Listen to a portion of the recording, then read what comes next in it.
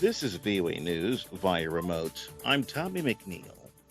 The number of COVID 19 related deaths climbed by about 6,000 within a 24-hour period globally to approximately 578,000. That figure is more than 136,000 in the United States. There are more than 13 million confirmed infections globally and more than 3.4 million in the U.S. Early stage testing showed that the first COVID 19 vaccine tested in the United States did affect people's immune systems the way scientists had hoped.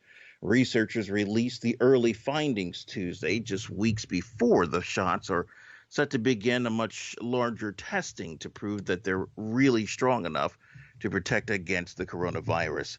The first U.S. study was small, just 45 people, and researchers found more than half experienced brief flu-like symptoms and reactions to the shots. The next step is recruiting 30,000 people for the final testing. The vaccine is made by the National Institutes of Health and Moderna Inc. It's one of nearly 24 possible COVID-19 vaccines and various stages of human testing around the world. U.S. Senate Majority Leader Mitch McConnell says that he will begin to roll out details of the new COVID-19 relief package to U.S. senators as soon as next week. McConnell suggests the measure will now include new funding for school reopening, some unemployment benefits, and money for health care providers. The cost of the emerging Republican package could reach $1 trillion. In recent days, Treasury Secretary Steve Mnuchin has been reaching out to GOP senators ahead of negotiations with Democrats. This is VOA News.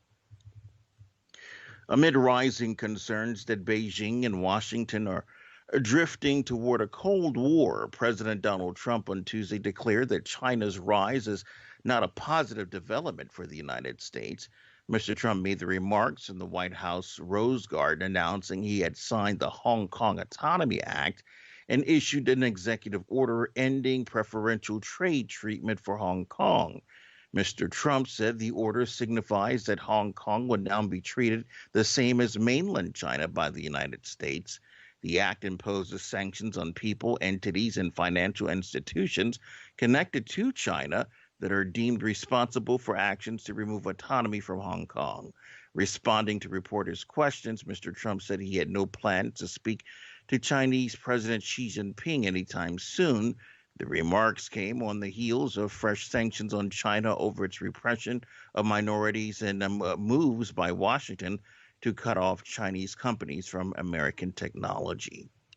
China said on Wednesday that it will impose retaliatory sanctions on U.S. individuals and entities after the U.S. president signed the law penalizing banks doing business with Chinese officials who implement the new Hong Kong national security law.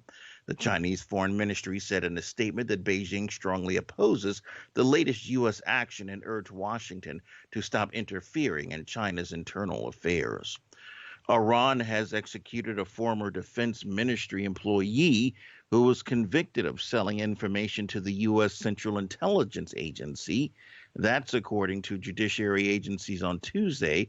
A spokesman said that Reza Asghari was executed last week for selling the information about Iran's missile program to the CIA. Iran says Asghari said sold the information during his last years in the defense ministry and retired in 2016. Iran executed another alleged spy last month. Officials say that person admitted in court that the CIA paid him to be a spy. The spokesman said his wife was sentenced to 15 years in prison for participating in espionage. The Trump administration has rescinded a rule that would have required international students to transfer schools or leave the country if their colleges hold classes entirely online this fall because of the coronavirus pandemic.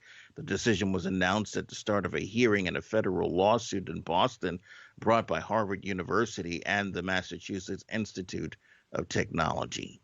Find more at voanews.com. Via remote, I'm Tommy McNeil, VOA News.